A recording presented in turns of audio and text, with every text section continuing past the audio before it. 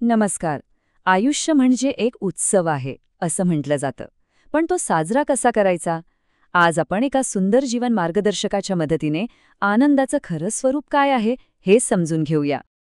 चला, याच प्रश्नापासून सुरुवात करूया, कारण गंमत अशी आहे की कदाचित आपला आनंदाचा शोधच आपल्याला त्यापासून दूर तर नेत नाहीये ना. लेखक इथे एका विलक्षण विरोधाभासाबद्दल बोलतात. आपण जितका जास्त आनंद मिळवण्यासाठी धडपडतो तो तितकाच आपल्यापासून लांब पडतो.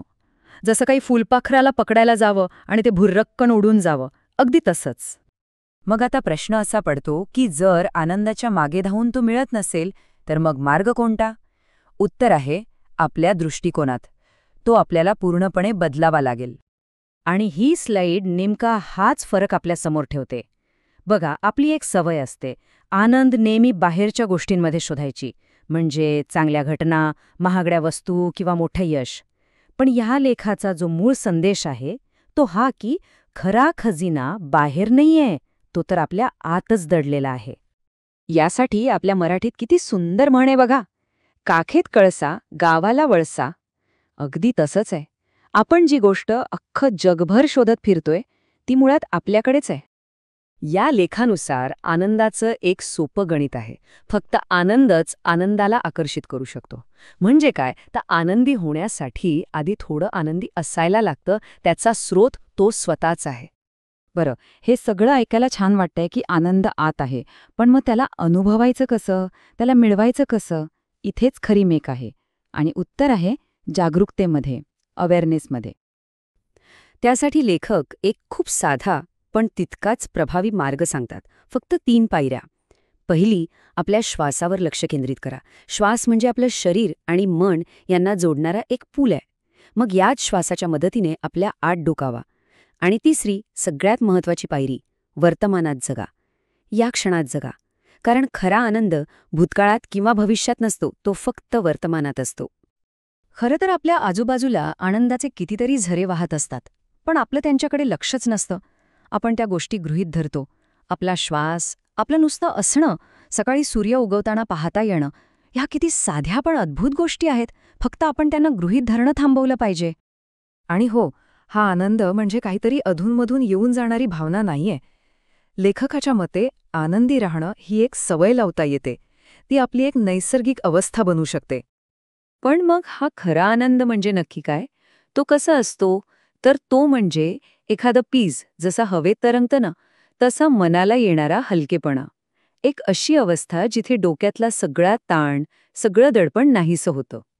आणि ही स्लाईड बघा, ती खऱ्या आनंदात आणि त्याच्या मार्गात येणाऱ्या अडथळ्यांमधला फरक अगदी स्पष्ट करते.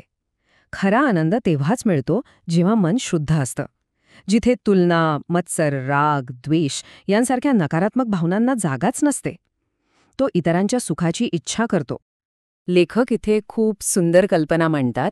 ते म्हणतात, आनंदाला आपल्या मनात यायला मोकळी जागा लागते. आपलं मन जर चिंता, दुःख, टेन्शन यांनी खचाखच भरलेलं असेल तर आनंद आत येणार कसा? त्यामुळे आधी मनाची दारं उघडून या सगळ्या नकारात्मक भावनांना बाहेर जाऊ द्यावं लागेल. तेव्हाच आनंदाला आत यायला जागा मिळेल. चला तर मग आता त्या आंतरिक आनंदापर्यंत पोहोचण्याचे काही हमखास मार्ग पाहूया. लेखक त्यांना आनंदाचे राजमार्ग असं म्हणतात. इथे एक गोष्ट लक्षात घ्यायला हवी. हे जे 4 मार्ग आहेत ना, निसर्ग, संगीत, पुस्तकं आणि छंद, हे स्वतः आनंद नाहीत, तर हे असे राजमार्ग आहेत जे आपल्याला आपल्या आत दडलेल्या आनंदाच्या मूळ स्रोतापर्यंत घेऊन जातात. यातला पहिला राजमार्ग आहे निसर्गाची सोबत. फार काही मोठं करायची गरज नाही.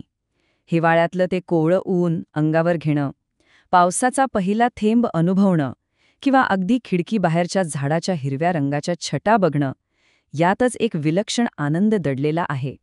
दुसरा राजमार्ग आहे संगीत. लेखक तर म्हणतात की संगीताच्या 7 सुरांमध्ये 7 जन्म पुरेल इतका आनंद भरलेला आहे. आणि त्यासाठी आपण गायक किंवा वादक असायची अजिबात गरज नाही.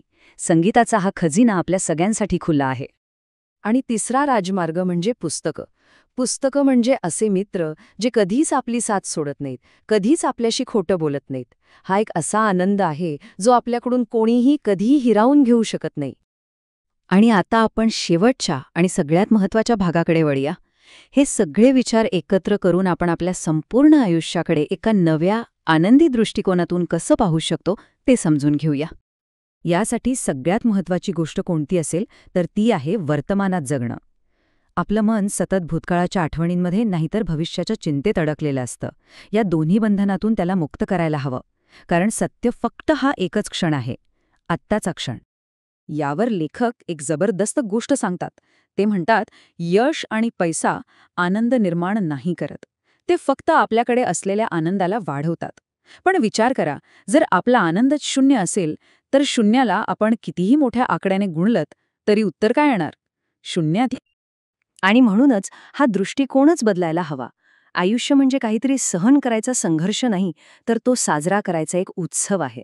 प्रत्येक क्षण हा एक सोहळा आहे. आणि हाच विचार आपल्याला एका महत्त्वाच्या प्रश्नापाशी आणून सोडतो. आपल्या स्वतःच्या आनंदाचा हा उत्सव साजरा करण्याची सुरुवात आज, अगदी आत्ता, याच क्षणापासून कशी करता येईल? www.testwiser.com. Testwiser is a digital learning platform designed for students to prepare for board and competitive exams, offering chapter-wise tests and full-length mock tests. Study material like video, PDF notes, DPP, MCQ, theory, and most important, Maharashtra engineering admission counseling across multiple domains.